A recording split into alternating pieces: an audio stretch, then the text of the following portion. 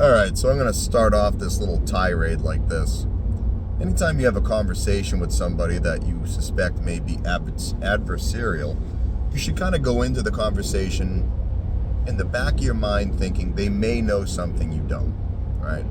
Because it's beneficial to you. You're going to be more open to learning stuff, and you may have a little more plasticity in your thinking as you move through the conversation, right? So that's a good thing. Now, the caveat to that is when the other person starts off their argument, right? An argument's like building a house.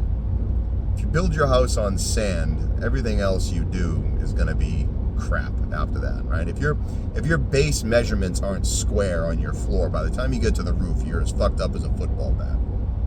So when you start off your argument with something that's obviously wrong, it kind of gets my goat a little bit, right? Because I'm not going to sit here and listen to your entire argument built obviously on sand, right?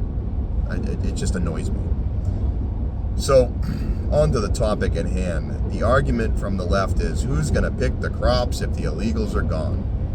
Now, on its face, this is a fairly salient argument. But really, when you look at it for more than 2 seconds, it's actually a deeply immoral argument as well as a ridiculous argument, right? It's immoral because you're advocating for continuing to take advantage of basically slave labor, people who are willing to work under the table for less than the minimum wage. And then you're saying, see, Americans don't want to do those jobs.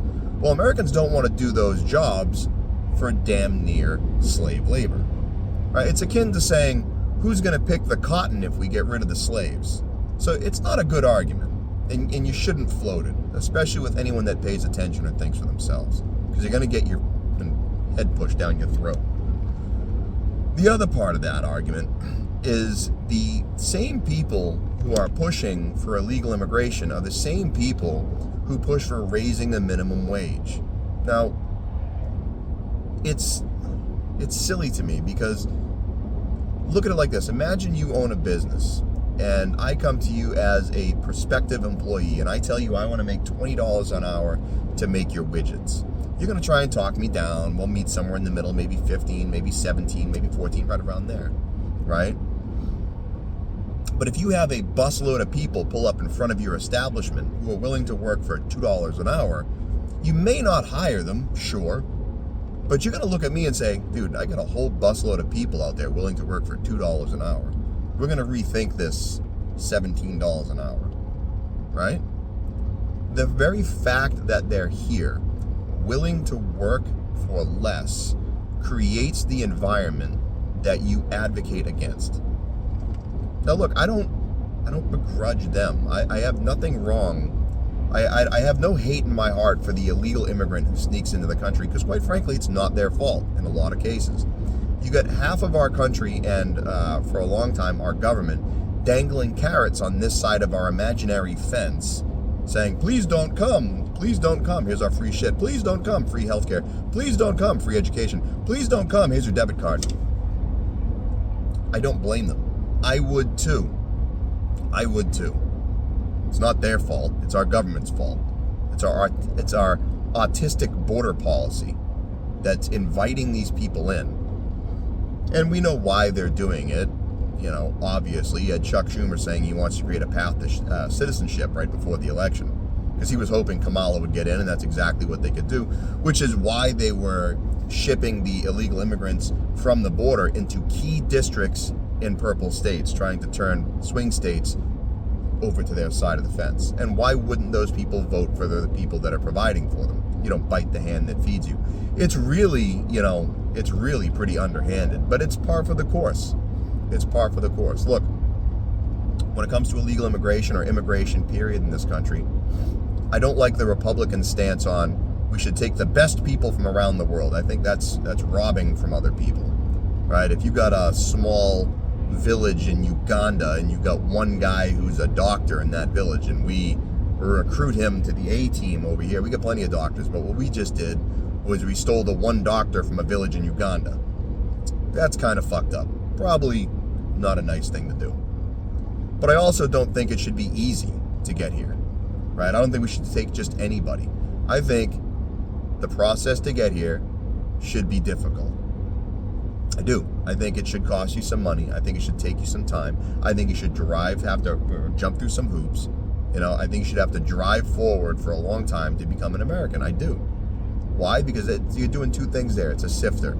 You're only getting the people that really want to be here, and for the most part, they're not getting anything for free, so they're wanting to come here for the right reasons. We're not robbing the best of the best from around the world, from impoverished communities, and we're not flooding our streets with the unwanted from around the world either. I think American border policy should not be focused on, what's best for the world. It should be focused on what's best for the American people. We have plenty of people in this country living at the poverty level. We do. For us, at the poverty level, not for the world poverty level. The average American, I'll say it before, I'll say it again, wouldn't know actual poverty unless it sat on their face and wiggled, and then even then they probably couldn't identify it. Don't believe me, go to Djibouti, Africa, or Afghanistan, or the Philippines, or Roy Namor, or Quaj, or any of the atoll islands out in the South Pacific. All right, that's poverty. You have no idea what poverty is. But for us, we have plenty of people who live here at the poverty level, and we should be taking care of them. Americans. Black, white, gay, straight, trans, Hispanic, I don't give a shit. As far as I'm concerned, they're Americans first and foremost, and they should be taken care of first. Once we can feed everyone in this country, once everyone in this country is well taken care of, then we can start looking at helping the rest of the world. Not before then. Not before then. The idea the Democrats have been floating that we can do two things at the same time, obviously not. Obviously not. Stop telling me that lie. The evidence that is untrue is the last 4 years. You cannot do that. So don't tell me you can. With our border policy and then our spastic foreign policies, even worse, Joe Biden just allowed Ukraine to fire missiles deep into Russia. Do you want World War III? We provoked this conflict, and now we're escalating this conflict. To me, and you got people on the right like Ben Shapiro saying, oh, this may actually be a good thing. No, wrong. Not a good thing. Not a good thing at all. You start killing Russian civilians, it's not a good thing. Vladimir Putin, not a good man. But one thing he does keep in the back of his mind is he likes the popular support of his people. And if you take that away from him, he becomes fucking dangerous, unpredictable. I think what you see there is Joe Biden trying to set up the next administration for failure, trying to drop World War III in his lap right before he gets out. That's what I think you see there.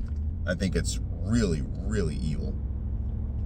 These people in D.C., they have no problem sending your kids off to fight and die in foreign wars. They talk tough on MSNBC and CNN and, on the State House steps about how they stand with Ukraine. Jimmy Kimmel crying about our allies in Ukraine.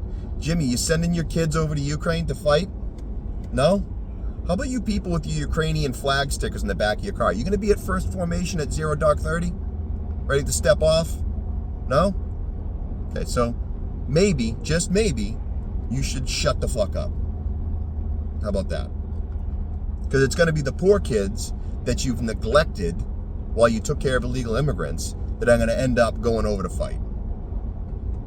And maybe even, if the Democrats get their way, the illegal immigrants themselves, which you want something terrifying. You want to look at history. When the Romans made the Visigoths and the Vandals Roman legionaries, that was it. That was the end. Because those people had no loyalty to Rome whatsoever. They just wanted their Roman walking papers, and they wanted their Roman pay and their Roman benefits. They wanted their bread and circuses. And as soon as that shit dried up, they went right back to being Germanic tribesmen. Anyways, that's all I got. That's my rant. Yeah. Happy Tuesday.